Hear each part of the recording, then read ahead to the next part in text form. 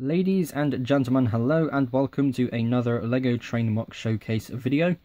This is the LMS experimental locomotive known as Fury. This is quite a remarkable steam locomotive, both for the model and the real thing. So with the success and popularity of the LNER experimental locomotive Hush Hush, I thought I'd do a few more. This is one of them, and again this is for the LMS company. This was built by replacing my coronation class that I was doing at 7 studs wide.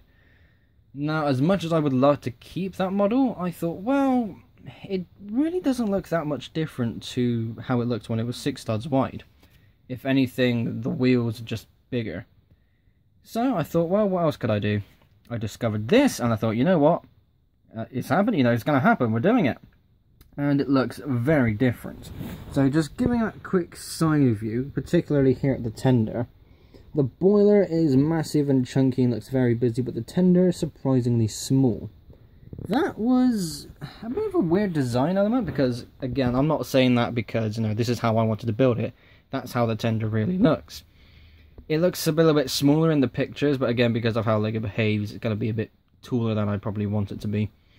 But it's remarkable. I want to give off a quick bit of trivia about this locomotive and then we'll go into the details. So, in kind of a response to LNER's Hush Hush, LMS made Fury. The tender? Was it? No, I think the whole thing was rebuilt into another coronation class later on in life.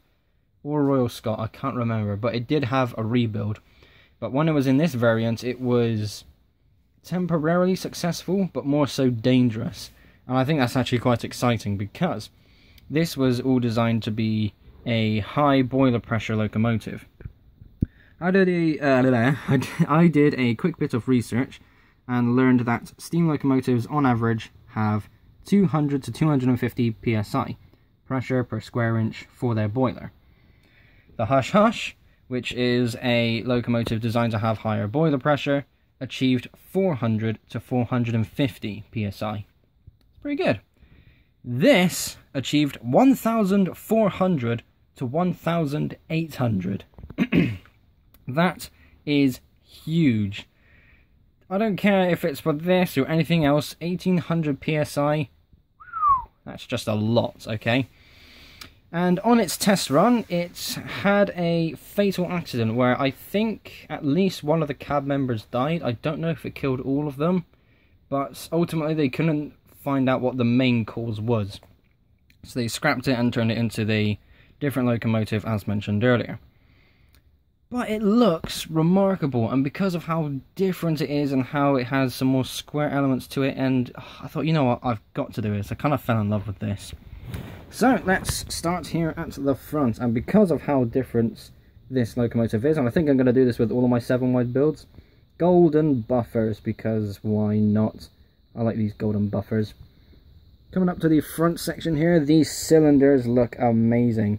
Very similar in size and shape and kind of overall design as my Hush Hush design. It has all of these same kind of technical details going on there. I've also been able to add, just in this little extra space, this sort of handle piece, like a spray nozzle end piece, just to give off a few more piston rod details. I think it looks pretty good there. The wheels that I'm using are XXL wheels. These were formerly on Tornado. After a purchase hiccup with Big Ben Bricks, I received a free set of XXL wheels, which I thought was quite nice. So those are now on Tornado, and I'm using these ones here on Fury. The massive counterweight is not an accurate detail, but I do not have this same spoke design for a blind driver. Overall, the wheel design looks pretty good, but it's now kind of the new standard. Going to the boiler itself, there is actually quite a lot to show off once the camera decides to focus. So I've been able to get this handlebar all the way across the side of the boiler, which I think looks really nice. It's something else to be able to add to the side of the boiler, which is really good. And I got a few black bricks along here to, again, bring out some more detail. It is so busy. If you look at the picture of the real thing, there's like 3 of these. There's loads of details going along the bottom, and it looks absolutely amazing. It's like the closest thing to a real-life steampunk locomotive we've probably ever had, at least for British Rail. but it's so good, and sadly, because again Lego is so chunky, it's so difficult to capture all of those details without using stickers. So up here at the top we got some of these circular bricks here just to again represent some of these details. Sun has now just come out and the lighting is completely changed. Great, so it's a bit more difficult to see. Can we try and get a bit of shade on there? There we go. So yeah, those are the bricks I'm using. It's a 2x2 round plate, I should say, with a stud in the center. And we have this little tiny thing as the whistle, with very few pictures of this thing. That's what I believe the whistle is. I haven't seen anything back here or kind of tucked in that front. It's kind of just tucked away here on the side. But I think that's quite nice, you know, it's there on the locomotive, but it's not standing out or in the way of anything, which is quite interesting. So moving to the back half of the boiler now. This is a much chunkier section. It's definitely much more square. This sort of top detail is not how I want it to be, but I'm forced to for the following reason. You see these, oh, you probably won't be able to. How can I angle this where you can see it? Okay. So these sort of slope pieces here, actually hang on, I got a better idea. I'm going to quickly go over here to my train station. So these massive arch pieces, that's what I want to use. But I need those in red, and I'm going to need 24 of them. The only stores that have what I need on Bricklink are charging crazy money, and I thought, you know what, sod it. It would cost about £20, including the postage, just for 24 of those bricks. So I thought, sod it, I'm not going to waste my money like that. Which is a shame, because this will forever lack that detail that it deserves. But at the same time, I've already completed the model, so it's not too much of a problem.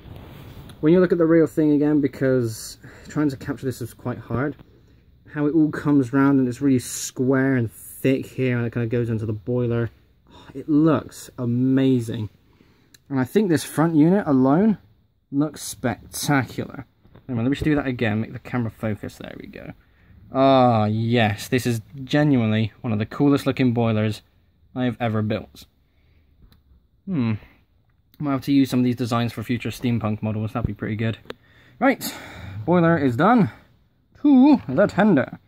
Now then, I need to give I need to say, what am I using, my words? It's been a while since I've recorded the video. But yes, this was actually built 2 weeks ago.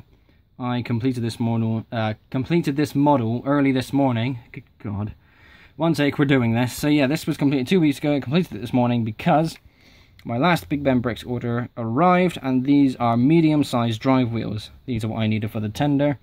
I had some of the 3D printed ones from Shapeways, but way back when I learned that they are actually slightly larger than these ones, and didn't fit. I specifically needed this to work in a way where, first of all, I can tell it would line up by where the ladders are, but more so I was going off by this height here. And these drive wheels work really well, and also the middle ones are blind, so I can use it on a kind of rigid, solid base, which is really good. So yeah, 2 weeks of waiting for it to be officially done, but it's finally there, and it looks pretty good. You know what, let me tilt this up one more time, just to go over these wheel details that kind of cover them, I should say. Yeah, wheel covers? I don't know. These things. These were annoying. In one word, annoying. These wires down here look pretty good. These are the standard cables, you know, the same thing that is used for here. The sort of things you get on the Emerald Knight sets, you know, the ones that were going along the top of the boiler. That's basically what that is. I don't know what you'd call that. It's not flex tube. It's like just a cable or like a wire. I don't know what you would actually call it, but again, it's an actual Lego product. But the wheel covers for the LMS tender looked really good and elegant, so I thought, how am I going to recreate that? After much trial and error, I came to this design, and whilst it's very square and blocky, it is the best I can do with the limited building knowledge and techniques that I have. Now, I want to quickly show off this next section. Sunlight is now dimming, lighting has changed, probably for the better. This grey section here, what the bloody hell is that supposed to do? After looking up a few different tender designs, especially for the LMS, because I saw this on LMS tenders, I got no idea what this is supposed to do. I don't know if this is a sort of like a storage area, because I've been on a steam locomotive before, and a journey in the cab, which is quite exciting. And I know that they had like some lockers like in front of the tender. So I don't know if this is going to be something like that where cab members can store a bag or like hold a shovel or something like that. But what the hell is this supposed to be? I don't know, and it took forever to figure out all the size and dimensions because there were no clear shots of the tender like in this sort of angle. So finding out how to build this grey section alone was so difficult and really, really annoying. Eventually I just built it in my own way, kind of going off the 1 or 2 images that actually had some shots. It was basically something like this. That would be the picture, and this top section would be all you would see, or the cab would be right up against here, and it'd be about this sort of angle where you could barely see it, and it's just so dumb. Understandable, because again, this is a really old locomotive and pictures aren't really considered to be as detailed as they are today, but one picture would have been good. The coal bed is tiny. The tender is tiny for a locomotive of this design. Well, a boiler of this design, I should say, not so much the whole thing. But, again, it looks nice. I mean, this was an experimental locomotive, so keeping this tender as it was for other designs in the future, not a bad idea. There are these 2 cylinders behind this sort of breaker. What would you call this? Again, there's so many things I don't know the names of. Like separators, if anything, yeah, because you got the coal bed here and there's this other separator here. But what do these 2 cylinders do? This is another thing I'm not too sure of. There are so many details on locomotives. I think you only ever learn if you like build them, if anything. It's like, oh, like we need 2 extra cylinders to hold a special material. We'll just have them here. Speaking of which, what the hell is this? I suppose this one is the intake cylinder for where you store the water. That I can understand. But there was this other sort of hub here, and again, the 2 cylinders. What is this? Experimental locomotive. Yeah, you got too much going on there. Well, at the same time, I did say earlier, this is the closest thing to a steampunk locomotive we're ever going to get in real life. So, yeah, they must have had a functional purpose, but would have been interesting to see what they actually did. So, there we go. What an interesting video. What an interesting locomotive. Ah, this is so different. And I am very, very happy with how this turned out. The overall look is beautiful. The boiler, it's so different for a real world-based locomotive build. The cylinder is turning out great as well. This sort of design, I can only really get away with this size driver. I was able to use it on the Hush Hush just by creating more space between the extra large drive wheels and the base. These are extra large, so it's a bit more realistic, but again, I love that so much. I'm getting better at this. Sadly, I can't replicate it too much, but nonetheless, this is the LMS Fury, an experimental locomotive that went horribly wrong and got scrapped and turned into something else, but is reborn in Lego form. Ladies and gentlemen, thank you all ever so much for watching. Be sure to like and subscribe if you haven't already. I will see you all in the next episode. Bye.